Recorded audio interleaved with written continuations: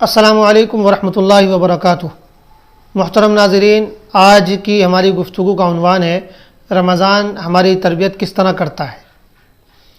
رمضان کا یہ مبارک مہینہ آنے والا ہے۔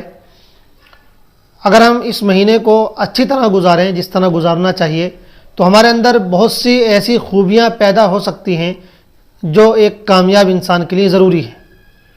اسلامی مزاج کے اعتبار سے اگر دیکھا جائے تو جس انسان کے اندر اللہ کا ڈر ہو، تقوی ہو، جس کے اندر غلط کاموں اور برے کاموں سے بچنے کا جذبہ ہو، جس کے اندر ذکر و اذکار کا شوق ہو، یتیموں سے، غریبوں اور مسکینوں سے ہمدردی ہو، جس کے اندر اجتماعیت اور اتحاد کی اسپرٹ ہو، اور جس کے اندر اللہ کی راہ میں، اللہ کی اطاعت کی راہ میں پیش آنے والی مشکلات اور تکلیفوں کو برداشت کرنے کا حوصلہ ہو، تو ایسا انسان کامیاب کہلاتا ہے۔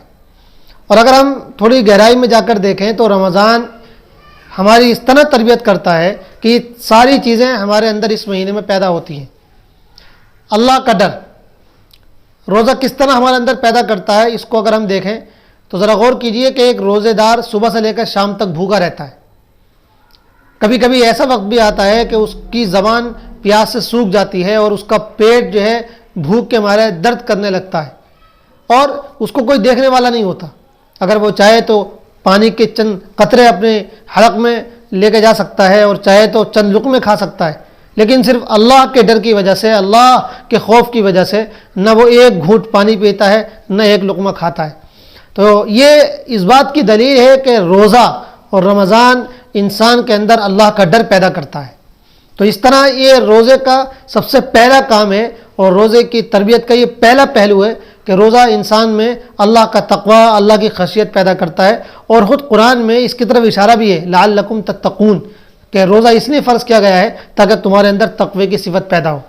اسی طرح رمضان میں بہت سی چیزوں سے انسان خود کو بچائے رکھتا ہے۔ عام دنوں میں بھی وہ غلط کام نہیں کرتا، لیکن رمضان میں خاص طور سے اس کو اس بات کی پریکٹس کرائی جاتی ہے کہ وہ اپنے آپ کو ان غلط کاموں سے بچائے۔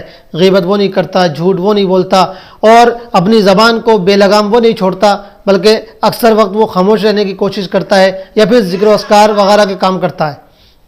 تو بہت سے غلط کاموں سے وہ اپنے آپ کو بچاتا ہے۔ تو روزہ اور رمضان کا یہ مہینہ انسان کو غلط کاموں سے بچنے کی اور غلط کاموں سے دور رہنے کی تربیت دیتا ہے۔ اسی طرح رمضان کا یہ مہینہ انسان کو فرائض کا پابند اور نوافل کا اہتمام کرنے والا بناتا ہے۔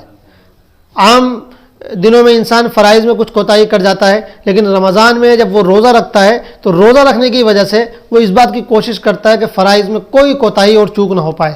اور اسی طرح وہ نوافل کا بھی خاص اہتمام کرتا ہے، تراویح بھی پڑھتا ہے، اس کے علاوہ مختلف موقعوں پر 2 4 رکعت نفل بھی ادا کرتا ہے۔ تو اس طرح رمضان کا مہینہ انسان کو فرائض کا پابند اور نوافل کا اہتمام کرنے والا بناتا ہے۔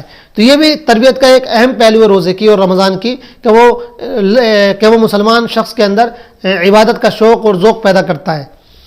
اسی طرح روزے کی تربیت کا ایک پہلو یہ ہے کہ روزہ انسان کو ذکر و اذکار کا عادی اور ذکر و اذکار کا شوقین بناتا ہے۔ ایک مسلمان عام دنوں میں اس طرح ذکر و اذکار کی پابندی نہیں کر پاتا جتنی رمضان میں کرتا ہے۔ اس کی مقدار تلاوت کی بڑھ جاتی ہے رمضان کے مہینے میں۔ ذکر و اذکار کے جو اس کے وظائف ہیں ان کی بھی مقدار وہ اس مہینے میں بڑھا دیتا ہے۔ تو اس طرح رمضان کے اندر اس کی تلاوت میں، اس کے ذکر و اذکار میں، اس کے اوراد و وظائف میں اچھا خاصا اضافہ ہو جاتا ہے۔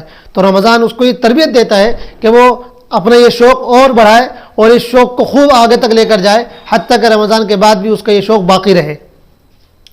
اسی طرح رمضان اجتماعیت سکھاتا ہے، اس لیے کہ رمضان میں اکثر جو اعمال ہیں ان میں اجتماعیت ہی ملحوظ رکھی جاتی ہے۔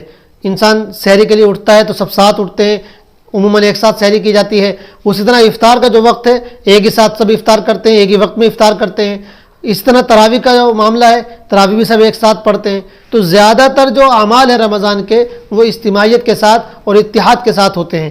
تو رمضان مسلمان کو اجتماعیت سکھاتا ہے، اتحاد اور یونٹی کا جذبہ اس کے اندر پیدا کرتا ہے۔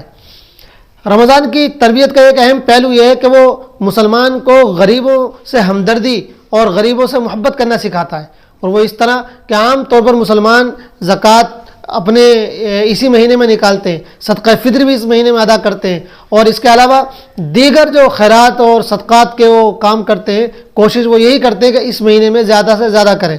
تو ایک طریقے سے غریبوں سے ہمدردی پیدا ہو جاتی ہے، غریبوں کی مدد کرنے کا، مسکینوں کی مدد کرنے کا ایک جذبہ جو ہے وہ ابھار مارتا ہے.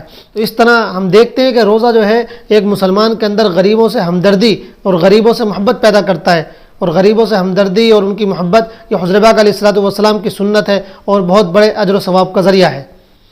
اسی طرح رمضان کا یہ مہینہ انسان کو اور مسلمان کو وقت کی پابندی اور وقت کی قدر کرنا سکھاتا ہے، اس لیے کہ اس میں کچھ ایسے اعمال رکھے گئے ہیں جن کو وقت کے ساتھ جوڑ دیا گیا ہے. افطار ہے، اس کا وقت متعین ہے، سحری ہے، اس کا وقت متعین ہے. انسان نہ 1 منٹ پہلے افطار کر سکتا ہے اور نہ وقت ختم ہونے کے 1 منٹ بعد سحری کھا سکتا ہے. یہ چیز انسان کو وقت کا پابند اور وقت کی قدر کرنے والا بناتی ہے. تو اگر ہم اس طرح اپنے رمضان کو گزاریں جس طرح گزارنا چاہیے، تو یہ جو مختلف پہلو ہم نے آپ کے سامنے رکھے ہیں، تو رمضان ہمارے اندر یہ تمام پہلو پیدا کر دیتا ہے، یہ تمام خوبیاں اور یہ تمام اچھائیاں ہمارے اندر رمضان پیدا کر دیتا ہے. اور یہ وہ خوبیاں ہیں، وہ صفات ہیں جو ایک کامیاب انسان کے لیے بہت ضروری ہیں. کوئی بھی انسان ان کے بغیر کامیاب نہیں ہو سکتا ہے. لیکن یاد رہے کہ یہ خوبیاں اسی کو حاصل ہوتی ہیں، اور رمضان کی تربیت کا یہ فائدہ انہی کو ملتا ہے جو رمضان کو صحیح سے گزارتے ہیں، جس طرح رمضان کو گزارنا چاہیے. اللہ تعالی ہم سب کی مدد فرمائے. والسلام علیکم.